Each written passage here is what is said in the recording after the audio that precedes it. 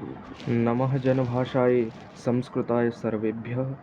अहमपि वैयाकरणः अभिषेकममगायि अस्ति। आशा से भवान् सर्वे स्वस्थाः सुखिनः च सन्ति। अद्यतः अहं व्याकरणसम्बद्धविषयान् पाठयिष्यामि। अद्यतन व्याख्यानस्य आरम्भं कुर्मः। मैं अभिषेक ममगाई आपका पुनः स्वागत करता हूँ अपनी व्याकरण संबंधित अगली कक्षा में। आज हम पढ़ेंगे संज्ञा प्रकरणांतर्गत कुछ सूत्रों को। इससे पूर्व कल हमने लघु सिद्धांत कौमुदी का सामान्य परिचय जाना और मंगलाचरण को भी देखा। संज्ञा प्रकरण से पूर्व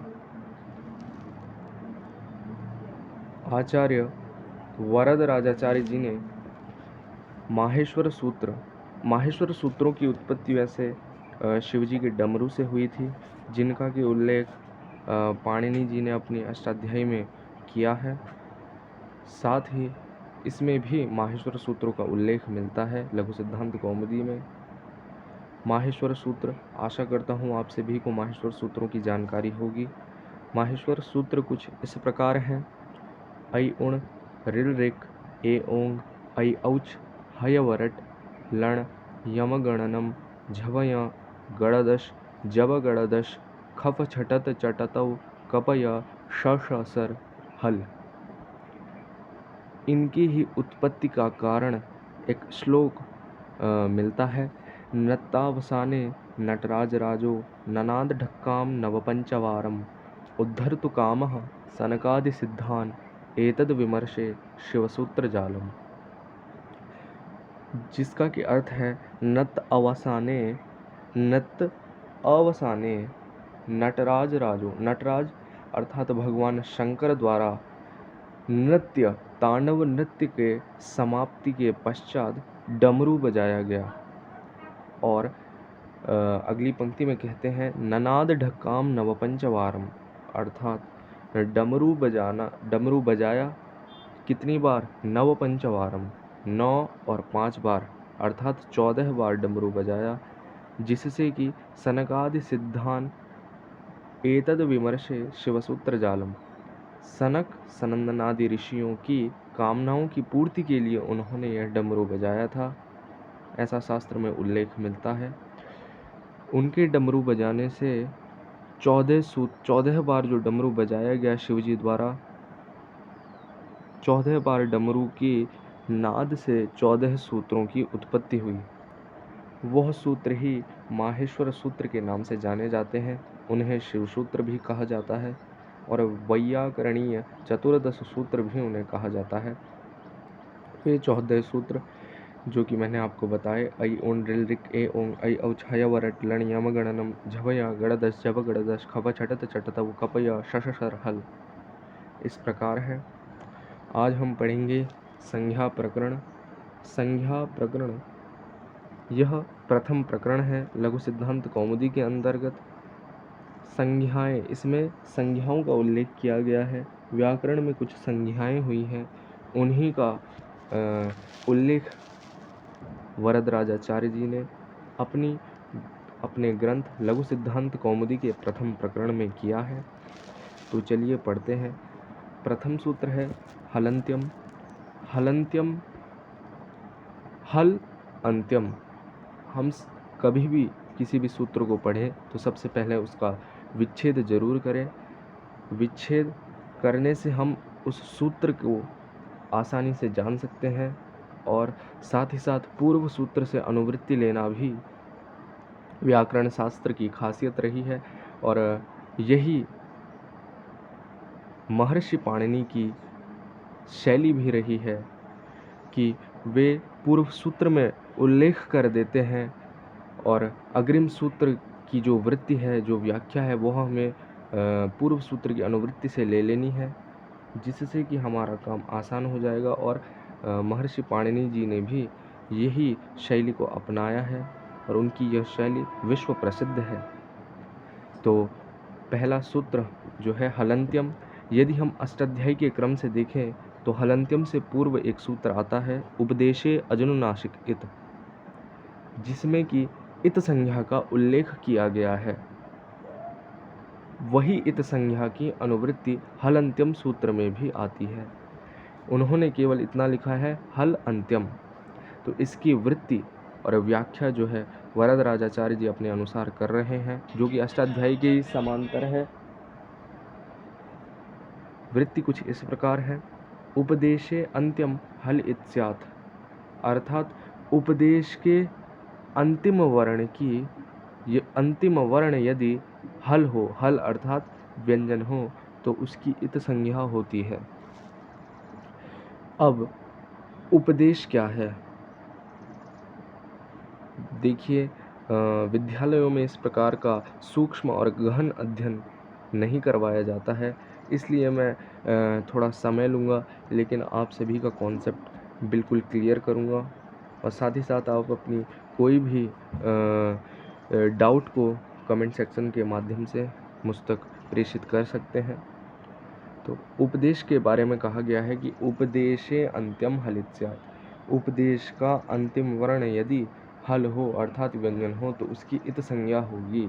लेकिन उपदेश क्या है?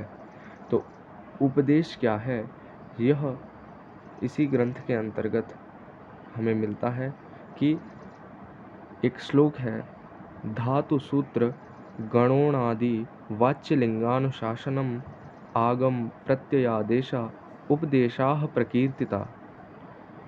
इसमें कहा गया है कि धातु सूत्र गण उणादिवाच्य लिंगानुशासन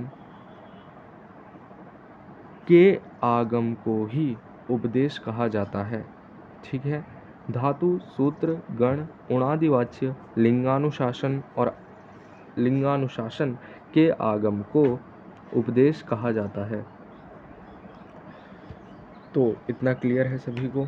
तो इसमें कहा गया है कि उपदेशे अंत्यम हलित स्यात्, उपदेश के अंतिम वर्ण यदि हल हो व्यंजन हो तो उसकी इत संज्ञा हो जाएगी। अब ये इत संज्ञा क्या है? तो इत संज्ञा होने के बाद क्या होता है, तो यह हम अगले सूत्र में देखेंगे। तो अगला सूत्र है अदर्शनम लोपः। अदर्शनम लोपः, जैसा कि इसके नाम से ही प्रदर्शित हो रहा है इसका कार्य, अदर्शनम लोपः प्रसक्तस्यादर्शनम स्यात्, प्रसक्तस्य अदर्शनम स्यात्, जो इत संज्ञक वर्ण है। पूर्व सूत्र से अनुवृत्ति ले लेंगे कि जो हल की इत संज्ञा हुई है उस हल की अदर्शन, उस हल को अदर्शन हो जाएगा। अदर्शन अर्थात वह दिखना बंद हो जाएगा। वैसे दिखेगा तो सही, लेकिन हम उसका क्या मान लेंगे कि यह अदर्शन है, हो चुका है इसका, यह हमें अब नहीं दिखेगा। ठीक है, प्रसक्तस्य अदर्शनम स्यात्। और अगले सूत्र में लिखा गया है तस्य लोपः, तस्य तो लोपस्यातः, तस्य इतौ, यदि हम इसका विच्छेद करें तो तस्य इतौ, इसमें गुण संधि हो गई है, ए आ चुका है, तो तस्य तो लोपस्यातः, जो इत संज्ञक है उसका लोप हो जाएगा। ऐसा यह लोप तस्य लोपः सूत्र कहता है। तीन सूत्र क्रमशः एक दूसरे से डिपेंडेंट हैं। तो यह सूत्र हम देख रहे हैं। सबसे पहला था हलंत्यम, अर्थात उपदेश का अंतिम वर्ण यदि व्यंजन हो तो उसकी इत संज्ञा हो जाएगी। अगला सूत्र पड़ा अदर्शनम लोपः, जो इत संज्ञक वर्ण है उसका अदर्शन हो जाएगा। और उसके बाद अगला सूत्र पढ़ा तस्य लोपः, कि जो इत संज्ञक वर्ण है जिसका अदर्शन हुआ है उसका लोप ही हो जाएगा। यह सूत्र उसका लोप ही कर देता है। तो तस्य लोपः से तस्य तो लोपस्यातः, इतना हमने जाना।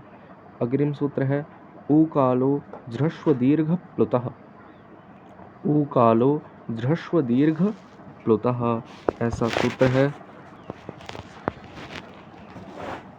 ऊकालो झ्रस्व दीर्घ प्लुतः, यह सूत्र कहता है ऊश्च ऊश्च वह सो अचक्रमातः ह्रस्व दीर्घ प्लुत संज्ञा स्यात्। ऊ कालो अर्थात ऊ वर्ण के, काल अर्थात समय, ऊ वर्ण के उच्चारण में जितना समय लगेगा, अच ह्रस्व दीर्घ और प्लुत क्रम से अच वर्णों को भी उतना ही समय लगता है और उनकी ह्रस्व दीर्घ और प्लुत संज्ञा होती है। ऐसा यह सूत्र कहता है। इसमें ऊ वर्ण का उदाहरण लिया गया है। ऊश्च यह ह्रस्व उदाहरण हो गया, ऊश्च यह दीर्घ हो गया और ऊश्च यह प्लुत उदाहरण ऊ का है। तो कह रहे हैं सो अच क्रमात्, अर्थात अच की, अच क्या है? अच अर्थात ह्रस्व। ह्रस्व कौन कौन से वर्ण हैं वैयाकरण के अंतर्गत, व्याकरण शास्त्र के अंतर्गत? अ ई उ री री, ठीक है। अ ई उ री री ए ओ ऐ औ, यह अच हैं अर्थात स्वर हैं।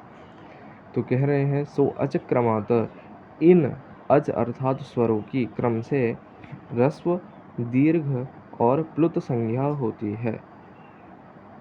इनकी ह्रस्व संज्ञा अर्थात ह्रस्व कहेंगे कि जिसके उच्चारण में बहुत कम समय लगता है, उसकी ह्रस्व संज्ञा हो जाएगी। जिसके उच्चारण में ह्रस्व से 2 गुना समय लगे, उसकी दीर्घ संज्ञा, और जिसके उच्चारण में दीर्घ से दुगुना समय लगे, उसकी प्लुत संज्ञा होती है। तो चलिए दोस्तों, आज के पठन पाठन शैली में बस इतना ही। हम मिलेंगे अगली कक्षा में। धन्यवाद।